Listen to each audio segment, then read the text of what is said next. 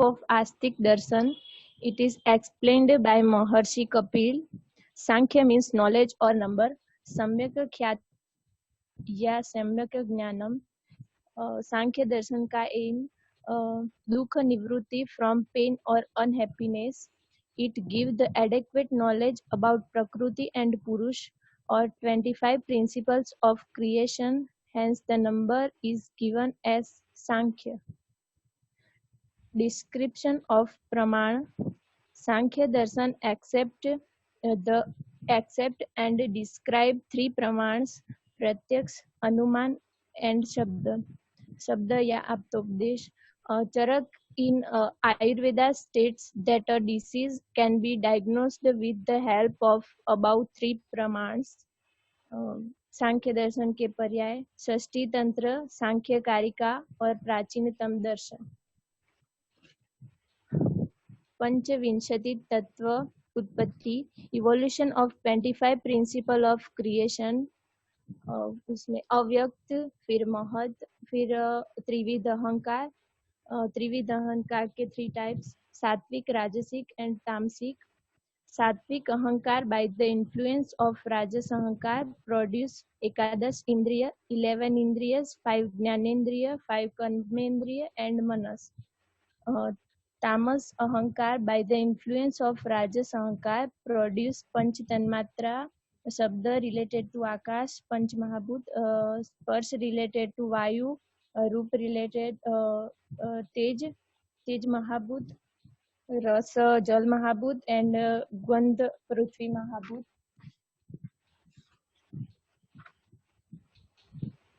Name of तत्व and specificity and संख्या. तो नेम ऑफ तत्व अव्यक्त, तो उसकी स्पेसिफिसिटी है प्रकृति, संख्या है 1. महत अहंकार एंड पंच तन्मात्रा से स्पेसिफिसिटी प्रकृति एंड विकृति, संख्या 7. एकादश इंद्रिय एंड पंच महाभूत स्पेसिफिसिटी विकृति एंड संख्या 16. पुरुष स्पेसिफिसिटी ना प्रकृति ना विकृति, संख्या 1. टोटल पंचविंशति तत्व 25. अब उसका मीनिंग: प्रकृति that gives a birth to other and विकृति that take a birth from other. मतलब जो दूसरे को उत्पन्न करता है वो प्रकृति, और जो दूसरों के द्वारा उत्पन्न होता है वो विकृति. प्रकृति विकृति. That gives and take a birth, ना विकृति ना प्रकृति. That neither gives nor take a birth.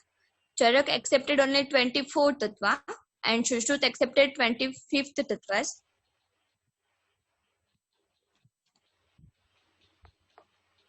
फिर Purusha, it is the 25th tattva of Sankhya Darshan. It possesses of following special qualities. Nirguna possesses no quality of Sattva, Rajas and Tam. फिर Nirvikar, doesn't change at all. Nirlep, no connection with any. Niranjan, no impurity in it. And Sakshi, it observes the Karya. Shushruta stated that Bahuvastu Purusha, while in Sankhya Darshan also mentioned as Purusha, Bahutvam Siddhant. फिर सांख्य दर्शन के 25th तत्व है वो पुरुषा, मूल प्रकृति, महत, अहंकार, 5 तन्मात्रास, 5 महाभूत एंड 11 इंद्रियास. फिर इसमें 4 वाद है: सत्कार्यवाद, परिणामवाद, कार्य कारणवाद एंड द्वैतवाद. अब थियरी ऑफ त्रिगुणा. त्रिगुण है सत्व, रज एंड तम. सत्व प्रकाशक, लघु एंड सुख कारक होता है. राजस वो चल और प्रेरक एंड दुख कारक होता है. तमस वो गुरु, मंद एंड जड़त्व कारक होता है. फिर सांख्य दर्शन के 2 टाइप है: शेश्वर सांख्य और निरेश्वर सांख्य. शेश्वर सांख्य वो बिलीव इन गॉड एंड निरेश्वर सांख्य वो don't believe in God. Similarity of Sankhya दर्शन एंड आयुर्वेदा. पंचविंशति तत्व for evolution, but Charak accepted 24 tattvas because Prakriti and Purusha are the one and same as per him. फिर theory of परिणामवाद, theory of सत्कार्यवाद, theory of Triguna, description of Purusha, theory of Bandhan and Moksha. Purusha is Nimitta Karan for creation. ये सांख्य दर्शन और आयुर्वेदा के बीच की similarity है. फिर अब dissimilarity. In Sankhya Darshan it is a Nireshwarvad. In Ayurveda, it is a Ishwarvad. In Sankhya Darshan, Ishwarvad is only Sakshi but not a Karta. In Ayurveda, Ishvara is a cause for Srishti, Sthiti and Laya. In Sankhya Darshan, Purusha Aniktva and Vibhutva. In Ayurveda, Purusha Ekatva and Anutva. So complete हो गया हमारा.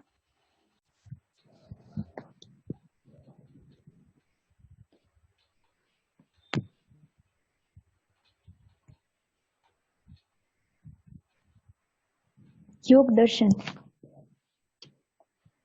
दर्शन काल Patanjali. Synonyms: Patanjal, Yog Sutra. Synonyms: 1. Patanjal Yog Sutra. शैशेश्वर सांख्य. प्रमाण, प्रत्यक्ष, अनुमान and शब्द. પદાર્થમાં 26 ઈશ્વર plus 25 તત્વ સાંખ્ય દર્શન. Definition of yoga: union of atma and paramatma. Second, yogoh karmasu kaushalam means performing the karma correctly without external influences. Third, yogaschitta vritti nirodha.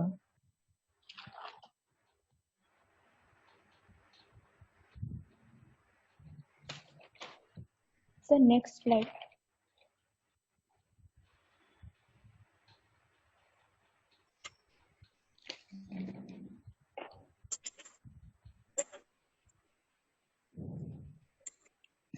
Total 7 yogas: Raj Yoga, Hatha Yoga, Kundalini Yoga, Mantra Yoga, Lay Yoga, Karma Yoga, Bhakti Yoga.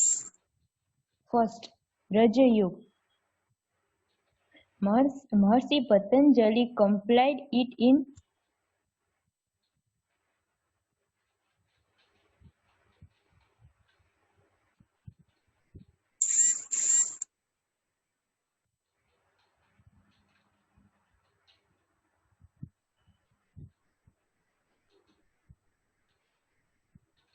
Maharishi Patanjali compiled it in 195 sutras and explained under 4 subdivisions. 1. Samadhipad. 2. Yoga Sadhanpad. 3rd. Vibhutipad. 4th. Kaivalyapad. The aim of the yoga is to salvation by chitta vritti nirodha. The chitta vrittis are praman, viparyaya, vikalp, nidra, smriti. First, praman means pratyaksha anuman. Viparyaya means false knowledge. Vikalpa means brahma. Smriti means recollection of knowledge. फिर अष्टांग योग. First, yam. Yam is 5. Ahimsa, satya,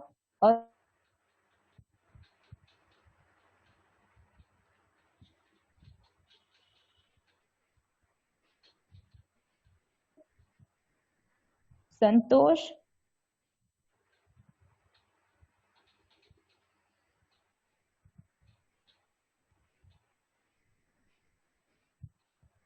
ईश्वर प्रणिधान. Third, asan, bending or molding the body in different postures for the maintenance of health and to cure the disease. Fourth, pranayam, rechak, expelling the air out. Purak, talking the minimal air. Kumbhak, holding the air. Fifth, pratyahar, controlling the manas by restricting the indriyas from their object. 6. Dhyan, meditation. 7. Dharan, the power of concentrating manas. समाधि union of Manas and आत्मा और जीवात्मा and परमात्मा।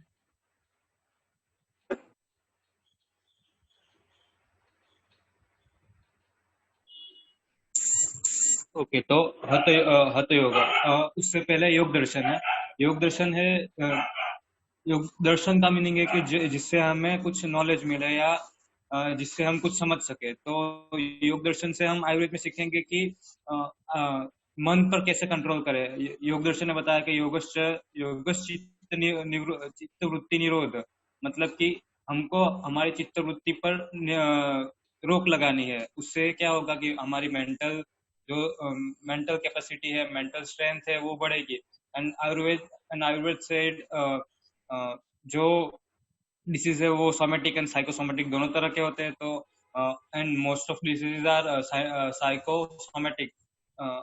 सो उसके treatment के लिए हमें अपने साइक को, मन को कंट्रोल करना पड़ेगा। तो उसके लिए योग है।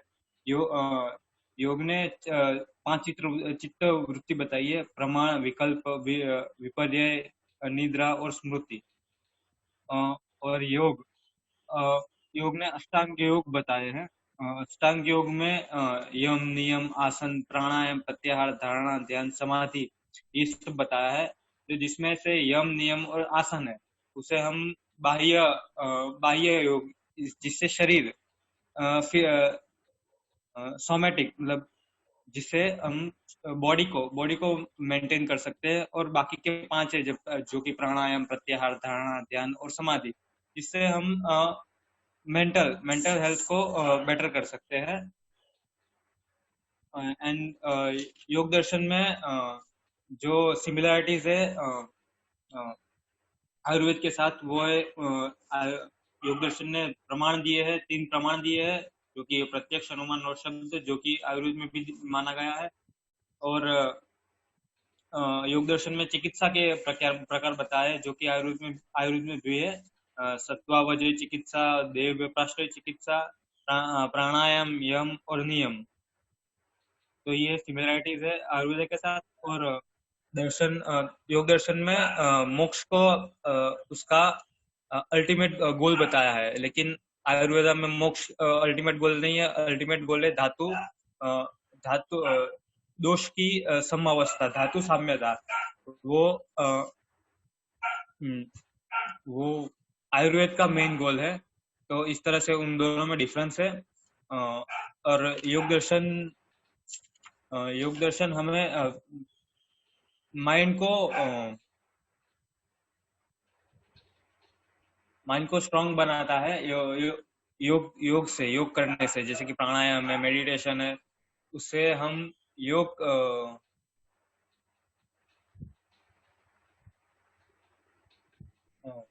माइंड को